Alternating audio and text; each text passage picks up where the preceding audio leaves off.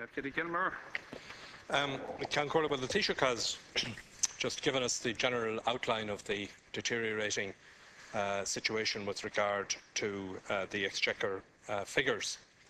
And we are now just 5 weeks before the budget, which we are told will be the harshest in history. I want to say that I'm quite concerned at, I think, the general mood in the country as we face into that budget and into that period. There are a lot of angry people, angry about their own declining economic fortunes, as well as the declining economic fortunes of the country.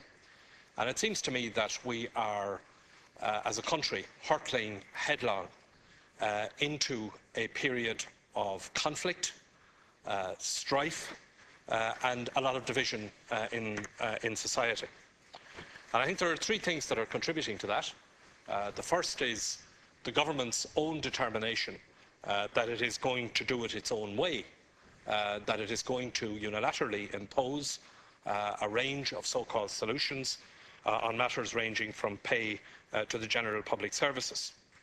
The second thing that I think is contributing to it is the chorus of coming from hardline commentators, many of whom got things very wrong in the past, who appear to be urging the government to maximise the pain, as if pain were some kind of a political or economic objective itself. And thirdly, we have now the threat of widespread strikes that are now threatened, for example, for the 24th of November. And I think in those circumstances, I think that the solution to our economic difficulties, I think, will require people to pull together. And I'm going to suggest to the Taoiseach, Ceann Comhairle, that there should be an agreement for national recovery, and that there should be 5 pillars underpinning that agreement.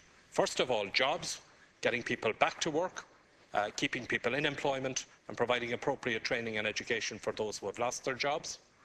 Secondly, there should be a guarantee that people are not going to be put out of their home during the recession, and I'd invite the Taoiseach to accept the Labour Party motion on the Home Protection Scheme this evening. Thirdly, that the principle of fairness should underpin what is being done in the budget. Fourthly, that there should be a negotiated agreement on the reduction of the public service pay bill, which would include reforms, economies, rather than an imposed cut across the board. And finally, that there should be industrial peace, or the avoidance of strikes. And I would ask the Taoiseach if he would agree that such an approach is the approach that is now necessary in order to get us out of the difficulty. Ceann Comhairle,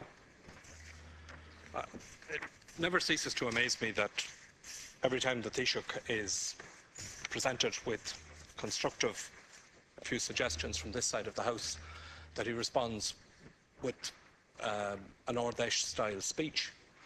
Now, Taoiseach, people are angry, and you're right. Anger is not a policy, but it is very understandable, given what you and your government have done to this economy. Now, what I think we need to focus on now is how the problem is going to be resolved. And the situation that we're in at the moment is that you can take the route of deciding, as you repeatedly come in here and tell us. One leader's question. What is the time, Ceann Comhairle? Well, there's a limited time for each question. I think it's a total of 7 for each Fine Gael, Labour. And how is that apportioned? Well, it's equal. Yeah, well, you're way over the limit. Yeah, well, it's not way over time because it's not way over time because of what I'm asking, Ceann Comhairle. I can't control the length of the earlier reply. Taoiseach, the choice I think that you're faced with now is a choice of going down the confrontation route, and I know that there are people who are encouraging you to go that route. I think that route would be a disaster. We're already seeing very considerable signs of the degree of conflict that it will lead to. We are beginning to hear quite disturbing noises from some of your own people was a minister in your own government, for example, who described the relationship between two sets of workers in this country, those in the private sector and those in the public sector, as being a state of civil war.